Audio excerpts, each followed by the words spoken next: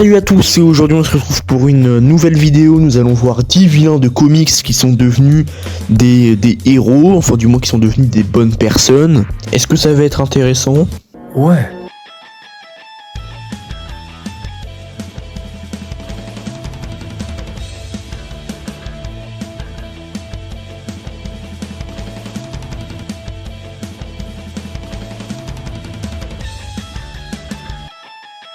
Donc sans plus attendre, on commence par Marvel et on va garder du coup le meilleur pour la fin.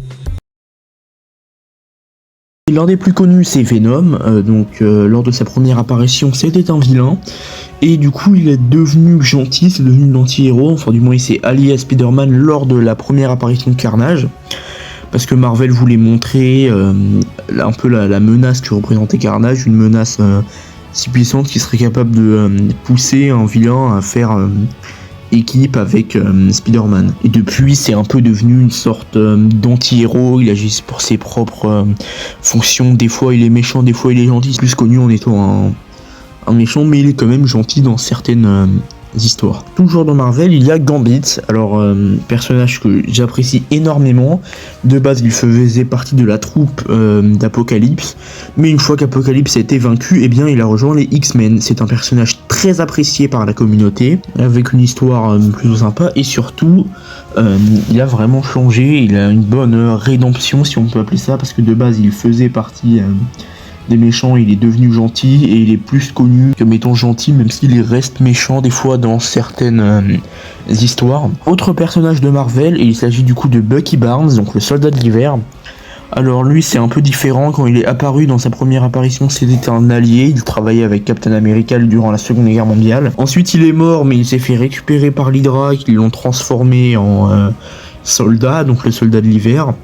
Il a été méchant pendant un moment, il s'est attaqué à Captain America, mais après il est redevenu gentil, mais il est plus connu en tant que soldat de l'hiver, donc il est plus connu en tant que méchant qui redevient gentil, c'est l'un des plus connus. Et du coup maintenant il est héros, mais il y a quand même certaines histoires où il redevient méchant parce qu'il lui reste des séquelles de son lavage de cerveau. Donc on en a fini avec Marvel, on va passer à un...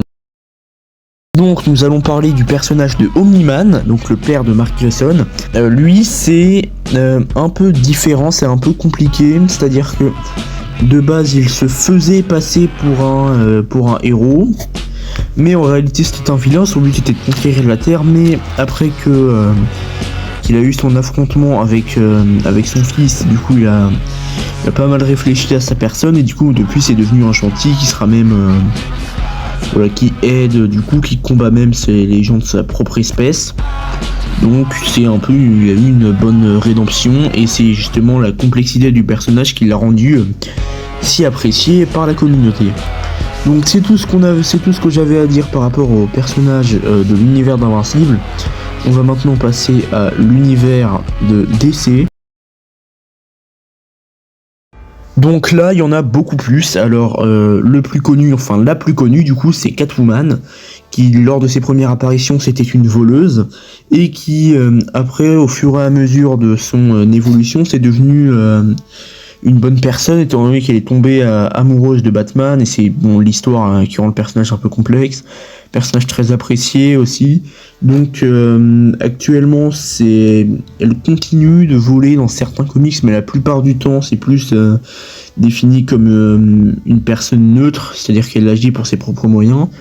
Donc voilà. Ensuite, un peu moins connu, enfin du moins de sa partie rédemption, Poison Ivy, qui était une vilaine de base et qui est devenue une héroïne beaucoup plus tard, enfin qui est devenue du moins quelqu'un d'un minimum bien plus tard, à cause du personnage suivant que nous allons voir tout de suite, Harley Quinn, qui du coup lorsqu'elle est en couple, qui était du coup une vilaine lors de sa première apparition, et depuis qu'elle a quitté le Joker et qu'elle est sortie et qu'elle sort avec Poison Ivy, du coup c'est devenu quelqu'un de bien. Il y a même certaines œuvres où elle fait partie de la Bat Family, donc c'est plus, mais elle est plus comme une anti-héros, c'est pour ça qu'elle n'y est pas restée longtemps.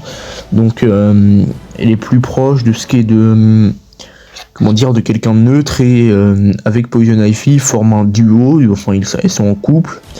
Du coup ça forme une sorte de duo où entre autres les deux, Harley empêche Ivy de tuer tous les humains et Ivy empêche Harley de faire n'importe quoi, de retourner avec le Joker. Donc voilà, donc c'est ces deux personnages là que je mets ensemble parce que c'est grâce à l'un qu'ils sont comme ça. Ensuite, personnage très apprécié, Red Hood.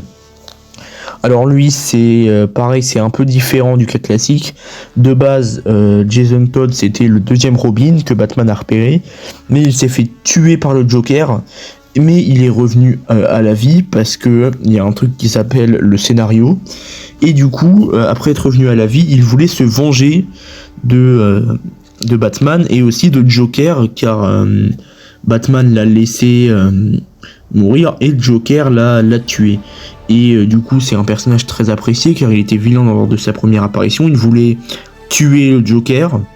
Et Batman lui du coup était contre, mais ensuite Batman l'a raisonné et du coup il fait partie de la Bat Family et reste un personnage très très apprécié qui est plutôt défini comme un anti-héros car il tue quand même des fois. Ensuite, personnage beaucoup moins connu et beaucoup moins apprécié, Plastic Man, très peu apprécié mais moi je l'aime bien. Donc Plastic Man de base c'était un vilain lors de ses premières apparitions. Il faisait partie, c'était un peu un homme de main de Kite Man.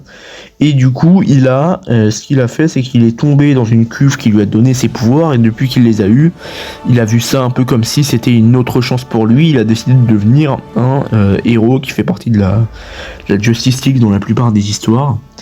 Donc voilà, autre personnage qui est très apprécié mais très peu connu, du moins pour l'instant. Donc il s'agit de Lobo, qui est un peu une sorte de Wolverine, si on peut appeler ça, de chez DC, dans le sens c'est un peu le même style de personnage niveau mental. Donc c'est un chasseur de primes. Alors de ses premières apparitions c'était quand même un vilain mais pas n'importe qui. Il a littéralement tué toute espèce de vie sur sa planète natale. Et en fait c'est un chasseur de primes, donc il est un peu neutre, il agit selon ce qu'on lui demande de faire. Et donc c'est ça qui rend le personnage fort, un peu complexe et apprécié par la plupart des fans.